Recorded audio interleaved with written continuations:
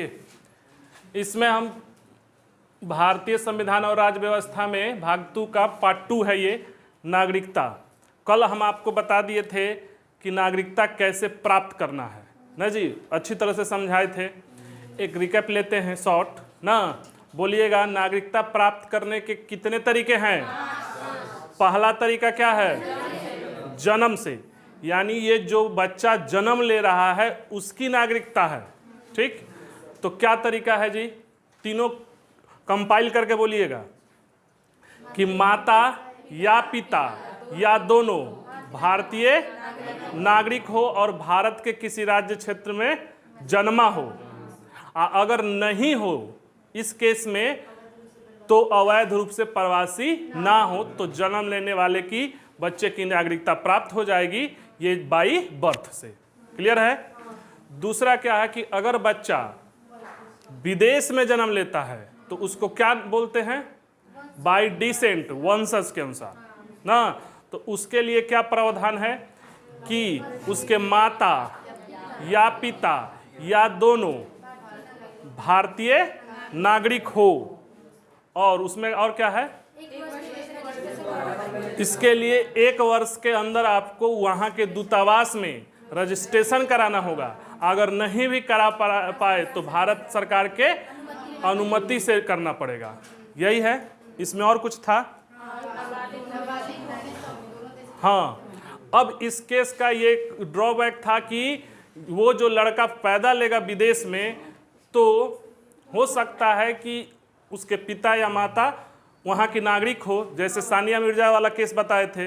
तो वो लड़का दोनों देश की नागरिकता प्राप्त करेगा, मगर बालिग होने तक उसको एक देश की नागरिकता छोड़नी पड़ेगी। यही केस है। तीसरा क्या है, देशीकरण के माध्यम से, पंजीकरण के माध्यम से। तो पंजीकरण में ये भी नागरिकता भारतीयों को ही देने की है, तो भारतीय मूल के हों ना, उनके एंसेस्टर 4 वंश तक, भारत के 4 पीढ़ी तक। अब ये ध्यान दीजिएगा कि 4 पीढ़ी तक हो ना, तो जो अखंड भारत का हिस्सा हो उससे नहीं ले लीजिएगा। अखंड भारत के जैसे, हाँ वो सब नहीं, ये अपना वाला भारत आज़ादी के बाद वाला। ठीक, तो डिसेंट से मिल सकता है। तो उसके लिए क्या प्रावधान है, 7 वर्ष तक रहना पड़ेगा, आवेदन करना पड़ेगा, आवेदन स्वीकार हो जाए तब मिल सकता है। अब इसी में आ गया शादी विवाह वाला। शादी विवाह वाला अगर करते हैं, अगर कोई शादी करता है, पत्नी यहाँ लाता है, तो क्या करना पड़ेगा जी, उसको भी 7 वर्ष रहना पड़ेगा, आवेदन किया जाएगा, स्वीकार होगा तो मिलेगा। अब यहाँ 2 केस हो गया कि अगर आवेदन के बाद बच्चे हुए तो वो भी नागरिक होंगे, अगर आवेदन के पूर्व, नागरिकता मिलने से पूर्व बच्चे हुए तो भी वो नागरिकता होंगे, बालिग होने तक बाद में वो चॉइस कर सकते हैं। ठीक, यानी 3 हो गया कि भारत के जो हैं, जिनका रिलेशन कभी ना कभी भारत से रहा है, उनको नागरिकता देने की बात हो रही है।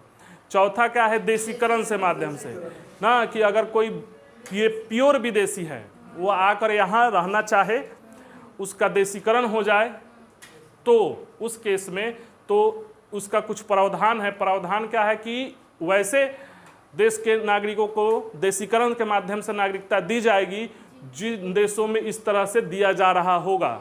ठीक, दूसरा चीज कि उसको हो गया है, वो उसकी नहीं, उसकी दूसरा ये है शर्त कि देशीकरण हो गया, इसके लिए शर्त है कि 14 साल तक रहना चाहिए, आवेदन से पूर्व लगातार, और 11 वर्ष। मगर 2019 में संशोधन कर दिया गया है, आज हम बताएं कि 11 वर्ष तक कंटिन्यूस चाहिए, उसको हटाकर 5 वर्ष कर दिया गया। कल आप एक आदमी बोलिए रहे थे कि उसे तो बुढ़ाइए जाएगा वो, तो उसको संशोधन करके 11 वर्ष के स्थान पर 5 वर्ष किया गया है ना। इसके अलावा उसको भाषा की जानकारी चाहिए 8वीं अनुसूची में, उसका कैरेक्टर ठीक होना चाहिए ना, और क्या होना चाहिए जी, संविधान में निष्ठा उष्ठा का शपथ लेना चाहिए, तब हो सकता है ना। इसके अलावा एगो नोट है कि भारत सरकार विज्ञान, ये क्षेत्रवा याद रखिएगा, कला, साहित्य, दर्शन, विश्व शांति, मानव प्रगति में अगर कोई विशेष कार्य और विशेष योगदान रहा हो तो भारत सरकार अपने हिसाब से इस देशीकरण के माध्यम वाला में आंशिक या पूर्ण छूट दे सकती है, जैसे कि अदनान सामी को बताए थे हम ना, तो वैसे आधार पर नागरिकता दे सकती है। एक पांचवा क्या बताए थे, हैं, क्षेत्र अर्जन के, अगर कोई भारत सरकार क्षेत्र अर्जन करती है तो वहाँ के नागरिकों को एक अध्यादेश के मतलब आदेश के माध्यम से नागरिकता मिल जाएगी, जैसे गोवा मिला, पंडिचेरी मिला, ये सब मिला। अब नागरिकता समाप्त करने के तरीके देखिए, नागरिकता समाप्त करने के तरीके। अगला क्या है, हाँ लुक हियर, नागरिकता समाप्त करने के तरीके, मतलब किन किन आधार पर नागरिकता समाप्त किया जा सकता है। तो देखिए, कोई अगर स्वेच्छा से त्याग दे भारत की नागरिकता, स्वेच्छा से त्याग दे, अगर कोई व्यक्ति स्वेच्छा से अपनी नागरिकता त्यागना चाहता है तो उसकी खत्म हो जाएगी ना। देखो ध्यान से, यदि कोई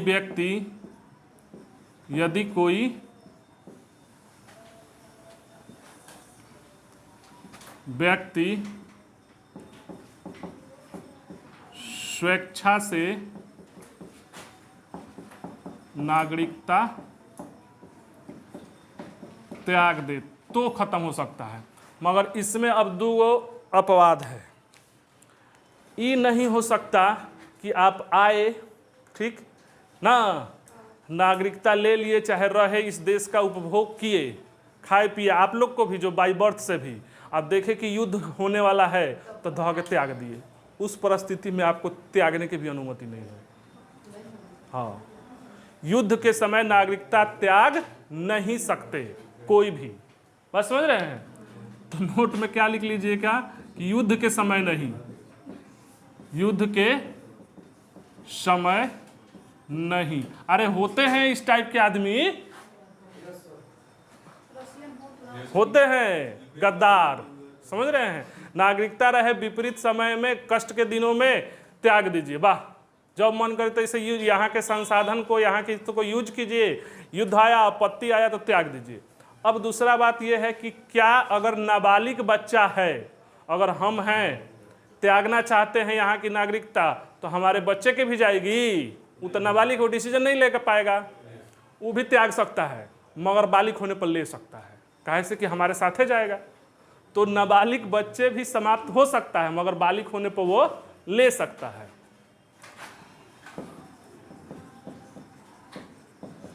नाबालिग का भी समाप्त होता है और बालिग होने पर ले सकता है।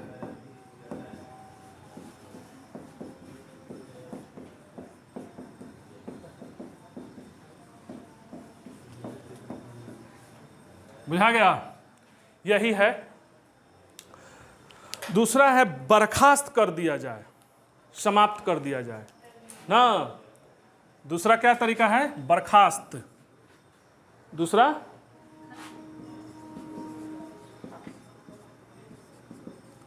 या समाप्त, इंग्लिश में इसको बोलते हैं टर्मिनेट।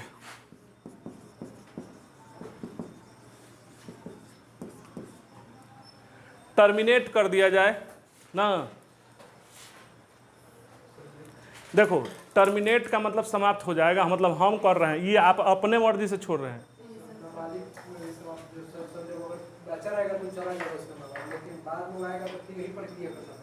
हाँ, बताना पड़ेगा कि ऐसा ऐसा बात है, हम यहाँ के थे, तो आपको तो बहुत सारा क्लॉज में है, इंडियन ओवरसीज में आ जाएगा, बहुत सारा है। अरे उसमें तीसरा पंजीकरण के माध्यम से भी ले सकता है, जिस माध्यम से हो, बाई बर्थ से भी ले सकता है कि हाँ हमारे रहे हैं, वो डॉक्यूमेंट्स दिखाना पड़ेगा। समझ रहे हैं? अब देखिए, बर्खास्त, समाप्त, टर्मिनेट कर दिया जाए ना, मतलब ये आप ना, ठीक, छोड़ रहे हो, सरकार टर्मिनेट कर रहा है, तो इस कंडीशन में यदि कोई व्यक्ति स्वेच्छा से दूसरे देश का नागरिकता ग्रहण करता है तो उसकी भारत की नागरिकता समाप्त कर दी जाएगी। समझ रहे हैं? यदि कोई व्यक्ति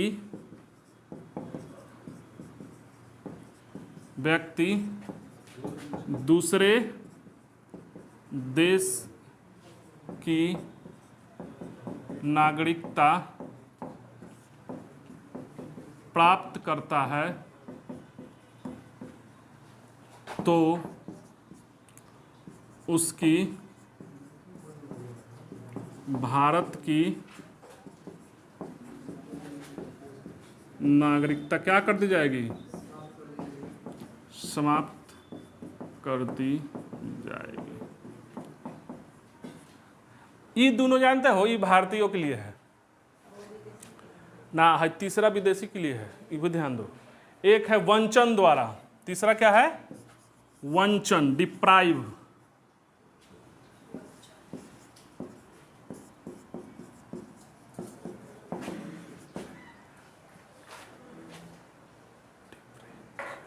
ना डिप्रेविएशन भी लोग बोलता है, वंचन कर दिया जाए आपसे। देखो, तो पहली बात तो ये कि इट डिप्राइव उसी को किया जाएगा जो देशीकरण चाहे पंजीकरण के माध्यम से नागरिकता प्राप्त किया हो।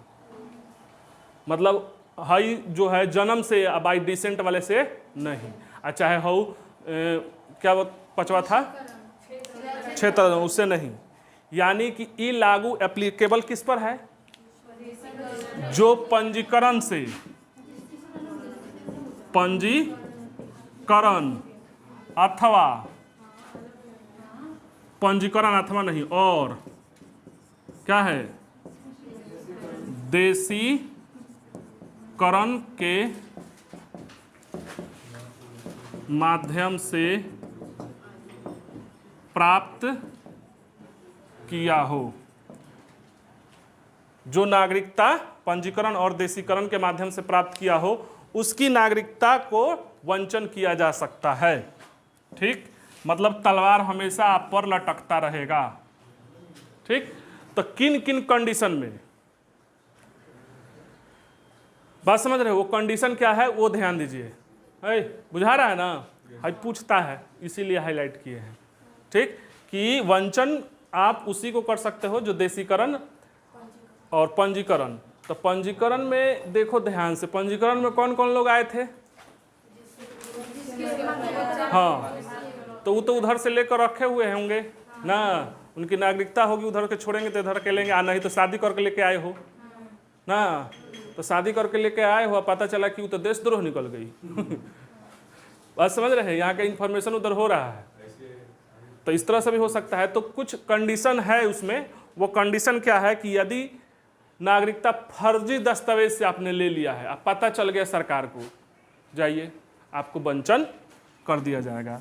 यदि नागरिकता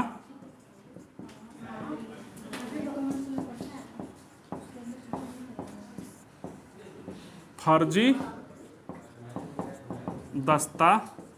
दस्तावेज से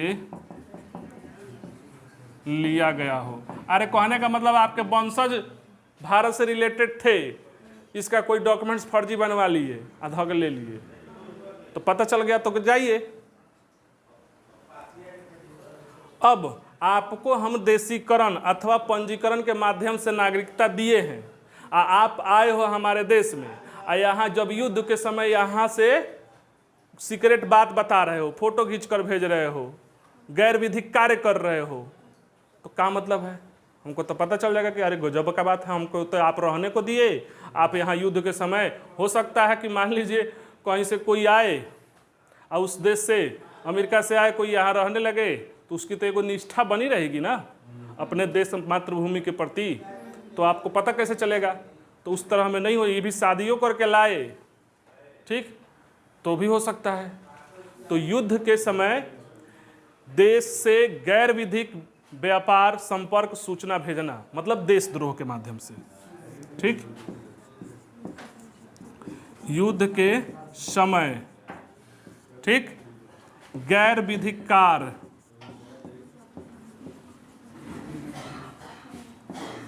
कार्य, व्यापार, सूचना भेजना,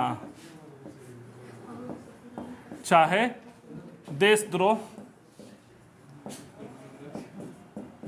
कर लीजिए, तो सरकार आपको आपकी नागरिकता क्या कर सकती है, वंचन कर सकती है। अब एक और देखो, नागरिकता, आप जैसे मान लीजिए आज हम आपको नागरिकता दे दिए, किसके माध्यम से, पंजीकरण देशी माध्यम के माध्यम से, तो आज दे दिए, तो आज से आने वाले 5 साल के अंदर अगर किसी देश ने किसी भी न्यायालय में आपको 2 साल से अधिक, 2 साल अथवा उससे सजा दे दिया है, तो आपका हम वंचन कर देंगे। मतलब ये हो सकता है ना कि दूसरे देश से फ्रॉड आदमी हो, उसको पता चल गया कि हमारा सजा होने वाला है, आकर भारत में नागरिकता ले लिए, इसीलिए रखा है कि 5 साल के अंदर 2 साल अथवा उससे अधिक की सजा हुआ आपको, तो हम यहाँ से आपको निकाल देंगे। ये भी तो हो सकता है कि यहाँ फ्रॉड काम किए, हमको पता चल गया कि केस हारने वाले हैं, उधर जाके नागरिकता ले लिए, नहीं भाग जाएंगे। तो यहाँ भी रोका गया है कि नागरिकता प्राप्त होने की,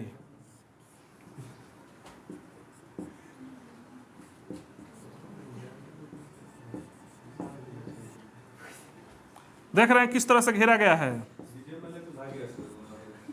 उसका कुछ नियम है, प्राप्त करने के 5, वो जानते हैं कैसे भागता है लोग, ये क्लॉजवा ना, ये क्लॉज हई वाला सब अपने देश में नहीं रखा है,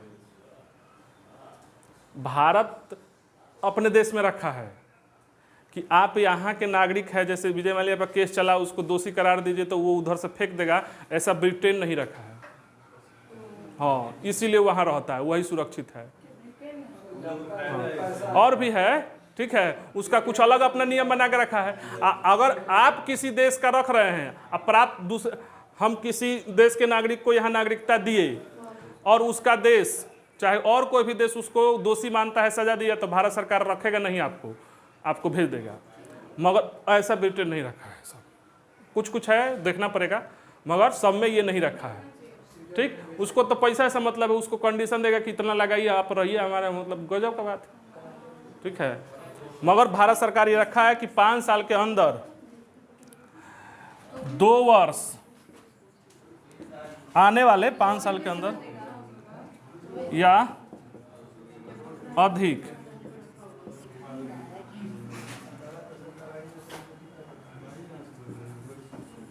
की सजा किसी भी देश के किसी भी न्यायालय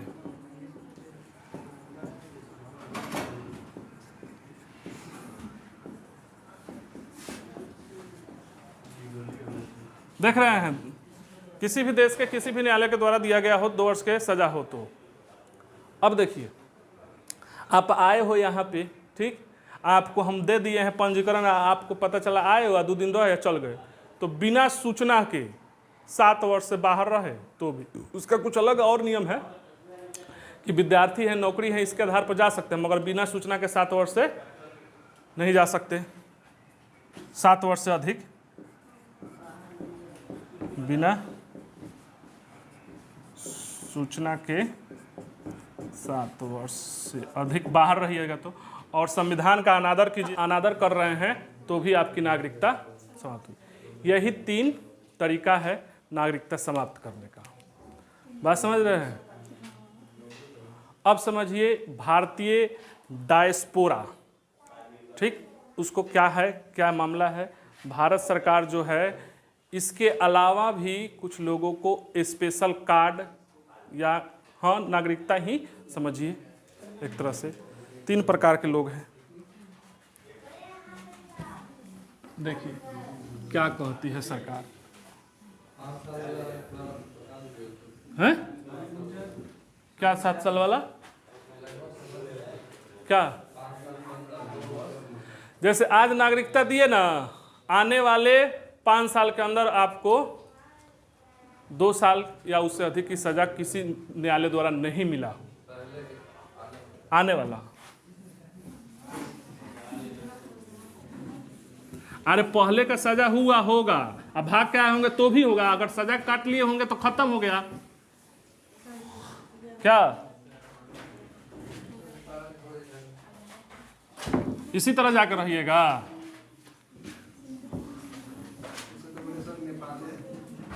हाँ नेपाल है तो देखिए, अब देखिए, ऐ समझिए, एक है NRI, समझ रहे हैं? NRI, non residential Indian. ठीक, 3 प्रकार के हैं। भारत सरकार जो है, इसके अलावा जो विदेश में नागरिक रहते हैं उनको कुछ सहूलियत और कुछ सुविधा देती है। बात समझ रहे हैं? आप कंडीशन सोचिएगा कि क्या है। ठीक, NRI वो होते हैं, ये भारतीय हैं, अब भारतीय नागरिकता धारण करते हैं। नॉन रेसिडेंशियल इंडियन, ये क्या हैं? भारतीय हैं और भारतीय नागरिकता धारण करते हैं। पहले बात समझो, मतलब जिस तरह आम आदमी का नागरिकता है ना, ये चुनाव लड़ सकते हैं, वोट भी दे सकते हैं, आते हैं तो। बात समझ रहे हैं? और ये जो राष्ट्रपति उपराष्ट्रपति कुछ भी बन सकते हैं, NRI। अब अंतर क्या है कि ये व्यक्ति साल में 182 दिन अधिक बिजनेस या अन्य किसी कार्य से विदेश में रहते हैं। जैसे यहां से अगर कोई मजदूर भी जा रहा है ना, साल भर से अधिक रहता, तो NRI है। हाँ, बात समझ रहे हैं? तो कंटिन्यूअस, तो उसके लिए सरकार कुछ सहूलियत देती है और NRI के में दर्जा देती है। इससे लाभ ये है ना कि वही कमा कर भेजते हैं। मतलब आप अगर कहीं विदेश में काम करते हो, 182 प्लस यानी 6 महीना से अधिक दिन अगर विदेश में अगर आप बिताते हैं व्यवसायिक कार्यों से, तो आपको NRI की सूचना में कैटेगरी में रखा जाएगा। देखिएगा वो पंजाब साइड, कनाडा वो NRI से शादी करने का बड़ा क्रेज है, पिक्चरों बनता है कि NRI है। ठीक, NRI है, इसका मतलब विदेश में आप उससे शादी कीजिए तो अपनी नागरिकता भी नहीं छोड़िए। आप समझो बात को, वो व्यक्ति जो साल भर में 6 महीना 8 महीना विदेशे रह रहा है, ठीक, बात समझ रहे हैं? तो उनको दोनों देश का ना फायदा मिल जा रहा है, तो इसीलिए वो थोड़ा सा आकर्षक है। बात समझ रहे हैं? तो ये क्या है, ये व्यक्ति 182 प्लस दिन विदेश में रहते हैं, विदेश में रहते हैं। क्लियर है? ये अपने देश में आए तो सब सुविधा ले सकते हैं। बात समझ रहे हैं? मगर अब सरकार इन लोग को भी मतलब वोटिंग के लिस्ट में डालना चाह रही है, अभी डाली नहीं है। ठीक, कि आप विदेश में हैं तो भी आप वोट कर सकते हो, लेटर के माध्यम से या इस माध्यम से आने वाले दिनों में हो सकता है। ठीक, बात समझ रहे हैं? तो ये है NRI समझ गए ना? इसमें कोई दिक्कत है? अगला बात बोले, एगो है person of Indian origin, PIO ना, पर्सन ऑफ इंडियन ओरिजिन। इनका बतौर पासपोर्ट बनता है, वीजा बनता है। पासपोर्ट और वीजा में अंतर क्या है? हाँ, पासपोर्ट और वीजा में क्या अंतर है? देखो, आप अगर विदेश जा रहे हो ना, तो बता रहे हैं, पासपोर्ट अगर आप मान लीजिए यहाँ से अमेरिका जाना चाह रहे हो, ठीक, तो एक तो भारत सरकार आपको अनुमति दे कि आप जाइए ना, कि तो वो जो अनुमति देगी भारत सरकार, वो आप पर सारा डिटेल्स रहेगा, वो है पासपोर्ट। ये भारत सरकार इशू करेगा। अब आप जाना चाहते हो अमेरिका और वो आपको बुलाना ही नहीं चाह रहा है। जैसे रोक दिया था नरेंद्र मोदी को, वीजा नहीं दे रहा था, कब उधर, हाँ, कि नहीं बुलाएंगे, बात समझ रहे हैं। नरेंद्र प्रधानमंत्री को नहीं, वो जब मुख्यमंत्री थे, ठीक है, तो वीजा नहीं दे रहा था, बात समझ रहे हैं। तो वो देश इशू करता है कि आप आइए, उसका हर एक अलग अलग तरह का वीजा होता है कि आप किस वीजा पर आए हो, टूरिस्ट पर आए हो, घूमने आए हो, कि पढ़ने आए हो, कि व्यवसाय करने आए हो, कितना दिन रहोगे, उसका वैलिडिटी होता है। ख़त्म हो जाएगा तो आपको रजिस्ट्री करना पड़ेगा, फंस जाओगे। तो ये दूसरा देश बुलाता है ना, दूसरा देश ना अपने यहाँ रहने का। ये दो बात समझ में आ गया, पासपोर्ट और वीज़ा। तो पासपोर्ट क्या है, इसमें आपकी हर एक सूचना है जो भारत सरकार इशू करता है। और ये तो कुछ ऐसा देश होता है जो वीज़ा फ्री है, वो कहता है कि मतलब अपना देश से संबंध है, जैसे भारत नेपाल है कह रहे थे, तो वो उसके लिए वीज़ा नहीं चाहिए, आप जाइए। बांग्लादेश है, चाहे म्यांमार वगैरह है, ठीक, तो उसके लिए वीज़ा नहीं है, उनका रिलेशन अच्छा है, बात समझ रहे हैं। तो वो है वीज़ा। एक होता है कि एक तो देश बताता ही है कि आप आइए, आपको यहीं से पहले पता चल जाएगा कि आपको बुलाया जा रहा है, तब एक तो फ्री है। एक ये हुआ कि आप उस झंझट नहीं करना चाहता है। मान लीजिए यहाँ से गए, उतरे वहाँ एयरपोर्ट पे, पासपोर्ट पर एयरपोर्ट पे उतरे, बात समझ रहे हैं, तो वहीं पे एक रूम बना दिया है कि और कहता है visa on arrival. Visa on, आइए, आने के बाद यहीं से हमारे देश में वीज़ा ले लीजिए, कितना दिन कहाँ रहिएगा, कहाँ घूमिएगा, सब दे दीजिए, और वहीं पे कुछ पैसा वैसा दीजिए, आप उस देश में रहिए। तो वीज़ा ऑन अराइवल भी इशू होता है, वीज़ा होता है, और वीज़ा फ्री भी होता है। तो पासपोर्ट और वीज़ा का चक्कर समझ गए, क्लियर है, कोई दिक्कत ना। अब PIO क्या है, पर्सन ऑफ इंडियन ओरिजिन।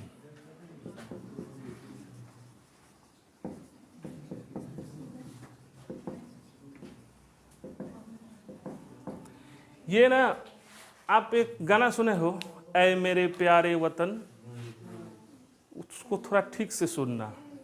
मान लो आप कभी गए हो, ठीक, विदेश में जाकर सेटल डाउन हो ना, रह रहे हो वहाँ पे, आपकी कभी इच्छा मातृभूमि याद आई ना, आप मन किया कि चलते हैं अपने देश में ही मरते हैं जीते हैं ना, इस तरह की भावना आपके मन में आ रही है। चाहे आपका विशेष लगाव है कि नहीं, अगर प्राण निकले तो अपनी ही मिट्टी पर निकले, इस तरह की भावना, इस तरह के विचारधारा से आप ओतप्रोत हैं। कमाने के लिए तो आप बाहर गए हैं, मगर ओतप्रोत मतलब लबरेज, ठीक है, मतलब उस तरह की भावना दिमाग में पनप रही है। ये भावनाएं जो होते हैं ना, आप जब बाहर जाओगे ना, तब अपने लोग, अपनी मिट्टी, इस तरह के याद आते हैं। तो उस तरह से अगर आना चाहते हो आप, ठीक, तो भारत सरकार सोची क्या कि अगर वो आता है तो या तो पासपोर्ट वहाँ का बनाए, हम यहाँ से वीज़ा जारी करें, तो पूरा प्रोसेस है। तो इनके लिए जो भारतीय ओरिजिन के हैं, उनके लिए कुछ विशेष छूट दिया गया और एक अलग कार्ड बनाया गया पर्सन ऑफ इंडियन ओरिजिन के माध्यम से। तो इनके लिए छूट क्या दिया गया कि वीज़ा नहीं, आपको रजिस्ट्रेशन नहीं कराना पड़ेगा। वीज़ा आप जैसे आइएगा ना दूसरे देश का, तो कहाँ कहाँ जा रहे हैं आपको रजिस्टर कराना पड़ेगा कि आप अभी आपका लोकेशन क्या है, बात समझ रहे हैं। अगर विदेशी आते हैं तो वो अपना लोकेशन भी बताते हैं कि हम कहाँ हैं, रजिस्ट्रेशन कराना होता है। प्लस 6 महीना के जितना दिन का है उससे अधिक नहीं रह सकते, कुछ पैसा देना पड़ता है। तो जो इंडियन ओरिजिन के हैं, ठीक, उनके लिए भारत सरकार एक अलग जारी करती है कि आप आ सकते हैं, यहाँ रह सकते हैं, घूम सकते हैं, और 6 महीना के अंदर तक यथी कर सकते हैं। बात समझ रहे हैं, क्लियर है, कोई बात दिक्कत समझ में आ गया। तो उसके लिए पर्सन ऑफ इंडियन ओरिजिन, तो किन किन लोगों को दिया जा सकता है, इसके लिए कुछ प्रावधान है। तो इंडियन ओरिजिन जो हैं 26 जनवरी 1950 के बाद अगर वो नागरिकता रखते हैं भारत सरकार का, बात समझ रहे हैं, नागरिकता रखने की योग्यता रखते हैं, चाहे उनके दादा परदादा एंसेस्टर कभी भारत के रहे हों, तो वो भारतीय ओरिजिन के हैं। मगर यहीं पे बात फंस जाएगा कि उस हिसाब से तो भारतीय ओरिजिन हमारा अखंड भारत जो था उनको भी ले लीजिएगा, तो उनको हटा दिया गया कि ना ये नहीं रहेंगे। तो इसमें क्या कर दिया गया कि भारत पाकिस्तान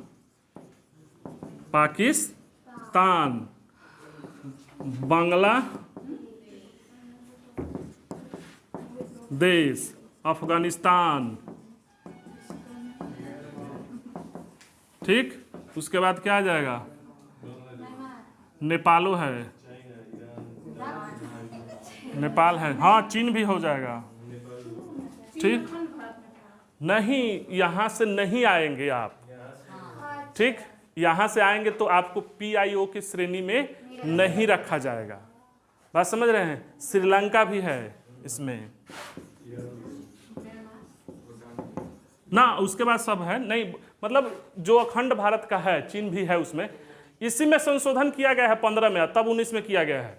हम वो लिख रहे हैं जब बना था, इसी को मर्ज कर दिया गया है और कह दिया गया है क्या चीज, OCI, ओवरसीज सिटीजनशिप। बात समझ रहे हैं, इसी को मर्ज कर दिया गया है। और इसमें उन लोगों को नहीं रखा जाएगा, ये देश वाले, ठीक। इसके अलावा ये कहा गया कि अगर आपकी पत्नी है, स्पाउस है, चाहे पति हैं, और आपका शादी 2 साल तक वैलिड चला है बढ़िया से, उसको भी हम ये पर्सन ऑफ इंडियन ओरिजिन मानते हैं, तो वो भी आ सकता है, ठीक। बात समझ रहे हैं, क्लियर है। अब एक और बनाया गया OCI, ओवरसीज सिटीजनशिप इंडिया। हाँ, अब 2015 में बना, तो इसमें जो है PIO को OCI को क्या कर दिया गया, मर्ज कर दिया गया। समझ रहे हैं, यानी PIO वाले OCI में आ सकते हैं, क्लियर है। और उसमें कुछ विशेष प्रावधान कर दिया गया। तो OCI कौन बनेगा जी, जो 26 जनवरी 1950 के बाद भारत के नागरिक रहा हो ना, चाहे योग्यता भी रखता हो, चाहे उसके पूर्वज रहे हों, और वही बात है उसके पुत्र पुत्री और स्पाउस वाला भी ना, क्या स्पाउस वाला भी 2 साल रहा हो। और इसमें OCI में समझिए, OCI में भारत, इसमें तो था कि सब ना था, और OCI में पाकिस्तान और बांग्लादेश को छोड़ दिया गया है, और सब हो है OCI। इसमें किसको एक्सेप्ट कर दिया गया है, पाकिस्तान और बांग्लादेश। समझ रहे हैं, यानी ई मिल गया। अब एगो NRI है और एगो OCI है, समझ रहे हैं। अब क्या है, NRI और OCI। अब सुविधा क्या है कि भारतीय आजीवन भारतीय वीजा कार्ड मिलेगा इसमें। OCI में क्या होगा, आजीवन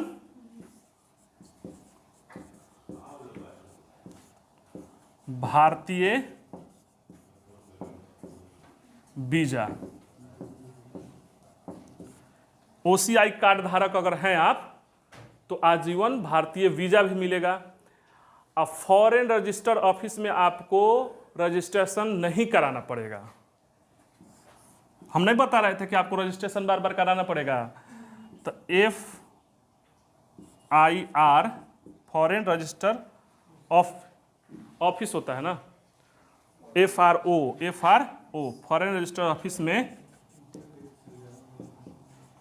रजिस्ट्रेशन नहीं। देख रहे हैं सुविधा, यानी कि आप योग्यता रखते हो OCI का, तो आपको ये लाभ मिलेगा। तीसरा है कि आप सार्वजनिक स्थान पर, राष्ट्रीय पार्क पर यहाँ के जो भारतीय नागरिक हैं उसी के अनुसार आप ट्रीट किए जाओगे। जैसे आप अगर कहीं जाते हो ना मोन्यूमेंट घूमने, बात समझ रहे हो, ताजमहल देखने जाओगे तो आपका जो फी है बहुत कम होगा, 100-150 जितना भी हो, ठीक। मगर वही कोई विदेशी आ जाए ना तो 2000 से कम नहीं है, ठीक। आँख के सामने 2000, हाँ विदेशी होगा तो, बात समझ रहे हैं। तो अगर आप OCI कार्ड धारक हैं, बात समझ रहे हैं, कहीं घूमने जा रहे हैं तो आपको जो भारतीय जितना टिकट खरीदेगा उतना ही आपको खरीदना पड़ेगा। समझ रहे हैं? तो ये लाभ है। बहुत अंतर होता है, मतलब 50 गुना का अंतर होता है। हाँ, तो सार्वजनिक स्थानों पर भारतीय नागरिक के बराबर शुल्क,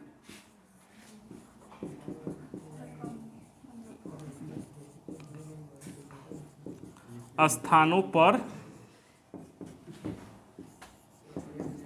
भारतीयों के बराबर। आप कहीं घूमने गए हो कि नहीं, ऐसा शुल्क दिए हो कि नहीं? भाई हम तो कितना गए हैं।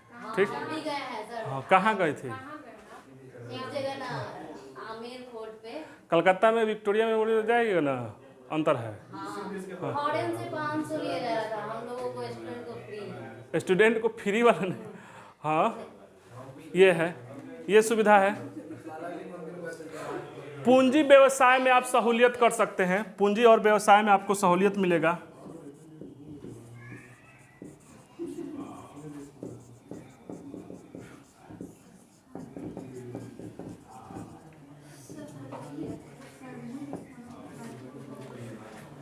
पूंजी और व्यापार में आपको सहूलियत मिलेगा। बात समझ रहे हैं? हाँ, हम तो कह तो रहे हैं कि पहले ये बनाया गया, इसको मर्ज कर दिया गया, इसीलिए इसमें बहुत ज़्यादा नहीं बता रहे हैं। यानी पाकिस्तान और बांग्लादेश को छोड़ के हाँ, OCI वाला है, नेपाल, चीन और श्रीलंका। हाँ, ये सब है। ठीक, हाँ। सबसे इम्पोर्टेंट बात कि यदि OCI वाला, ठीक, कार्ड धारक 5 साल तक रहता है तो वो भारतीय नागरिकता प्राप्त करने की योग्यता रख लेता है। समझ रहे हैं?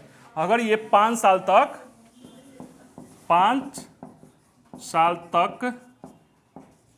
कार्ड धारण करता है तो भारतीय नागरिकता प्राप्त करने की योग्यता रख लेता है। समझ रहे हैं? यदि हाँ, OCI कार्ड अगर आपका प्रॉपर चला 5 साल तक तो आप योग्यता रख लोगे, मिलेगा नहीं। समझना बात को, ठीक? हाँ, वही सब उसके आवेदन से पूर्व 12 महीना रहना पड़ेगा, वही सब है। ठीक, क्लियर है? हैं?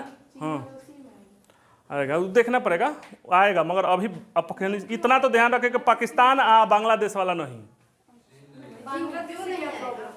अरे वो पाकिस्तानी था। ठीक है, बात समझ आया? उस हिसाब से लीजिएगा तो सब कहेगा तो पाकिस्तान आके इसी में रह जाए, तब काहे के लिए बंटवारा किए ना? हाँ, तो वही आकर यही में रह जाएगा, तो मतलब क्या हुआ OCI का?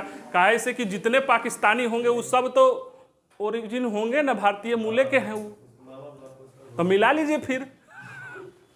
इसीलिए बांधा गया है। नहीं समझ रहे हैं क्या? अब इस पर आरोप लगता रहा है भारत सरकार पर, विवाद का विषय देखो कि नहीं, भारत सरकार जो है OCI के माध्यम से दोहरी नागरिकता दे रही है। तो दोहरी नागरिकता मतलब यहां है विदेशियों को नागरिकता देने की बात हो रही है OCI के माध्यम से। बात तो सही है, आप कह रहे हो ना, ये आरोप लग रहा है। देखिए, ये भी कह रहे हैं कि बात तो सही है एक तरह से कि विदेशियों को उधर भी मजा ले या इधर भी मजा ले, मगर ऐसा नहीं है। तो क्या चीज नहीं मिलेगा वो देखना इंपॉर्टेंट है। OCI कार्ड धारक कर लिए तो क्या क्या मिलेगा, नहीं मिलेगा।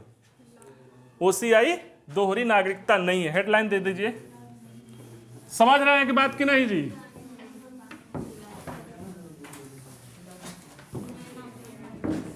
OCI क्या है? दोहरी नागरिकता नहीं है। ये बात हम बता रहे हैं कैसे। OCI दोहरी नागरिकता नहीं है।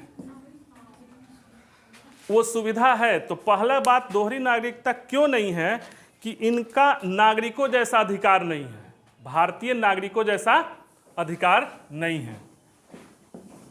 भारतीय नागरिकों जैसा अधिकार नहीं है। अब ये बात हम कैसे कह रहे हैं, तो देखिए आर्टिकल 16 जो कहता है कि आपको नियोजन में समानता मिलेगी, ओसीआई को नहीं। आर्टिकल 16 में नियोजन में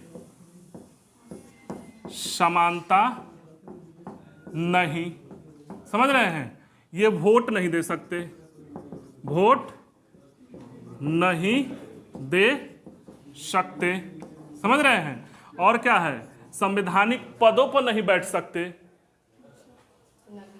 ना, संवैधानिक पदों पर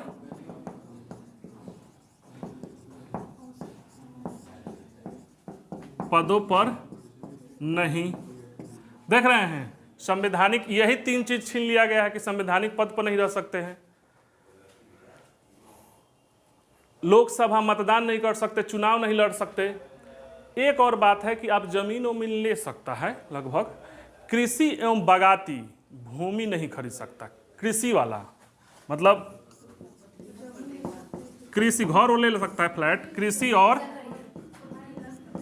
बागाती, बागाती मतलब हाँ बागवानी नहीं, समझ रहे हैं, कृषि और बागाती नहीं कर सकता है ओसीआई वाला, ठीक, क्लियर है, ये है। तो इस तरह से हम लोग समझ लिए कि ये दोहरी नागरिकता की बात है, नहीं, सामान लेगा तो टैक्स खरीद करेगा, जैसे परचेजिंग वाला है मतलब अपना इनकम वाला नहीं देगा, मगर यहाँ जो सामान खरीदेगा वो तो कोई भी आएगा तो खरीदेगा तो देगा, ठीक सब देखना पड़ेगा, समझ रहे, हाँ ठीक, उसको जरूरत का है वो अपने एक्सचेंज करा लेगा, उससे क्या मतलब है, शिक्षा तो ले सकता है, हाँ खोल सकता है, ठीक। अब देखिए नागरिकता संशोधन अधिनियम 2019, इसी में कुछ चेंज कर दिया गया है, नागरिकता संशोधन अधिनियम 2019,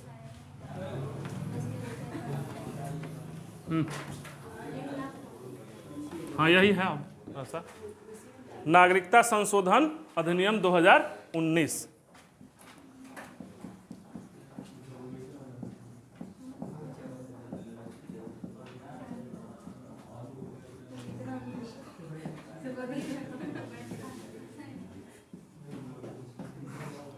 इसी पर ज़्यादा बवाल हो रहा था, तो ई जो है बात समझिए, नागरिकता संशोधन अधिनियम ई किया गया है, संशोधन अधिनियम जो है ना भारतीय नागरिकता अधिनियम 1955 में ही, अलग कानून नहीं है, उसी में संशोधन किया गया है।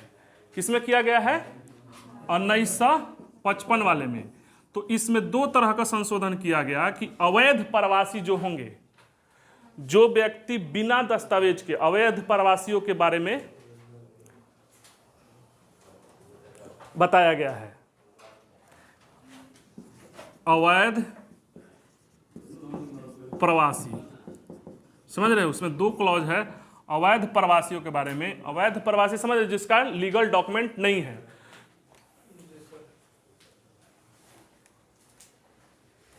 अवैध प्रवासी किसको बोलते हैं, अरे अवैध बोलेंगे किसको,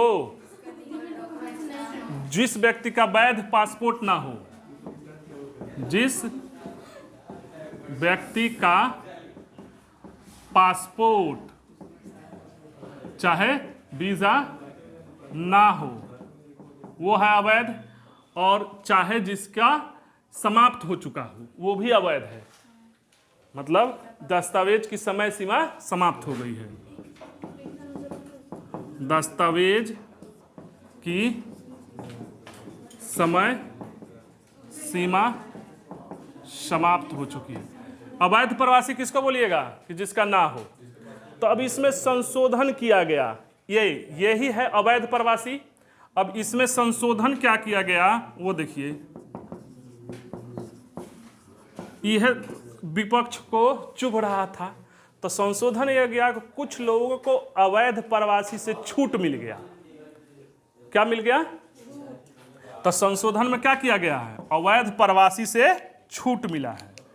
अवैध प्रवासी समझ रहे हैं? पासपोर्ट वीजा नहीं हो और चाहे समाप्त भी हो चुका है, वो है अवैध। संशोधन इसी में किया गया। क्या किया गया कि अवैध प्रवासी होने से छूट मिल गया। अवैध प्रवासी होने से छूट मिल गया। अब ये अवैध प्रवासी होने से छूट मिल गया तो ये क्या मिला? देखिए, यदि वह, यही आप लोग को क्या छूट मिला कि यदि वह अफगानिस्तान, पाकिस्तान और बांग्लादेश का है, तीनों को देश है, अफगानिस्तान, ठीक, पाकिस्तान और बांग्लादेश का है, यही तीन गो, समझ रहे हो?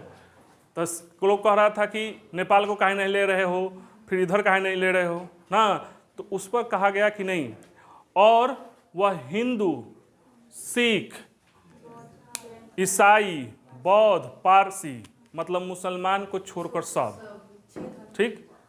कौन कौन?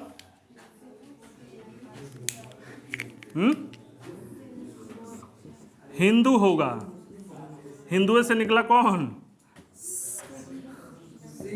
सिख, उसके बाद बौद्ध, उसके बाद जैन, हो गया, और उसके बाद पारसी, और उसके बाद ईसाई, ये 6 गो हो गया, मतलब गैर मुस्लिम।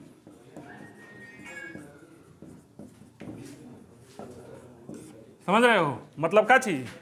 गैर मुस्लिम।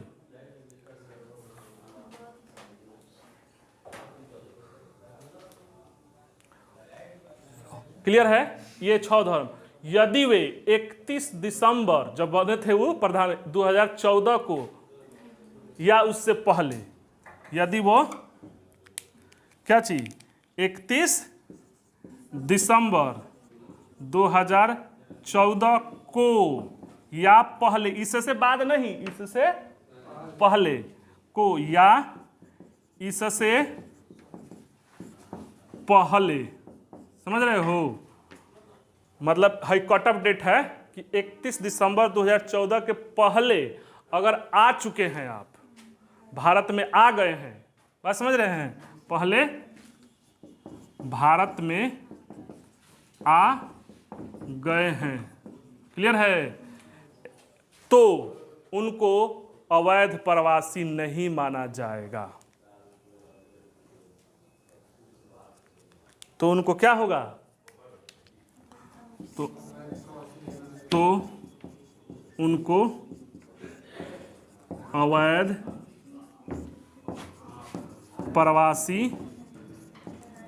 नहीं माना जाएगा, ठीक। इसी पर अब इसको बढ़िया से सोचोगे ना तो एक से एक चीज निकलेगा, राजनीतिक मंशा, दुर्मांसा सब निकलेगा, ठीक। नहीं माना जाएगा और उन पर चल रही नागरिकता संबंधी कार्रवाई रोक दी जाएगी और उन पर चल रही नागरिकता संबंधी कार्यवाही रोक दी जाएगी। ये है एनआरसी, भले सॉरी सीए ना, सिटीजनशिप अमेंडमेंट एक्ट, सीएए बोलते हैं इसको, सीएए 2019, समझ रहे हैं? सिटीजनशिप अमेंडमेंट एक्ट ये है। क्लियर हुआ? समझ में आ रहा है कि क्या है ये? अब ये क्यों दिया गया, अब इस पर विवेचना का है, इस पर चर्चा करेंगे तो बहुत लंबा हो जाएगा क्या राजनीतिक मंशा है, सही है कि उचित है कि अनुचित है, गलत है कि सही है, क्या राजनीतिक मंशा रहेगी, क्या घाटा होगा, क्या फायदा होगा, ये सब बात का बात है। समझ रहे? आप लोग सोचिएगा। ये कह रहा है ना कि ये प्रताड़ित करने के, जो धार्मिक रूप से प्रताड़ित किए गए हैं, तो जो अगल बगल है पाकिस्तान, अफगानिस्तान, बांग्लादेश मुस्लिम कंट्री है, ठीक। अब कह रहे हैं मुस्लिम कंट्री, मुस्लिम कैसे प्रताड़ित हो सकता है धार्मिक आधार पर? बात यह है। तो इन लोग का तर्क था कि मुस्लिम कंट्री में मुस्लिम कैसे प्रताड़ित हो सकता है। अगर मान कर चलते हैं कि प्रताड़ित हो सकता है तो अलग देश बनाने की क्या जरूरत है, तो पूरा मुसलमान उठ कर आ जाएंगे यहाँ पे। अच्छा है, जो आ गए हैं तो कट ऑफ डेट भी है, तो उनको हम क्यों रखेंगे ना, ये बात है। अब जो विपक्ष में उनका कहना है कि ये तो संविधान का हनन है, आप मतभेद कर रहे हो, आप लिंग मतलब जाति के मतलब धर्म के आधार पर भेद कर रहे हो। तो इन लोग का तर्क था कि धर्म के आधार पर हम भेद नहीं कर रहे हैं, हम दूसरे अपने देश में नहीं कर रहे हैं, वो दूसरे देश से हम बुलाए अथी न कर रहे हैं, हम अपने देश में कहाँ भेद कर रहे हैं। सोचना ठीक से, हम एक कानून बना रहे हैं जिसमें इस हम धर्म के आधार पर, तो हम अपने देश में भेद करते तब ना, संविधान हमारे देश के लिए है ना, है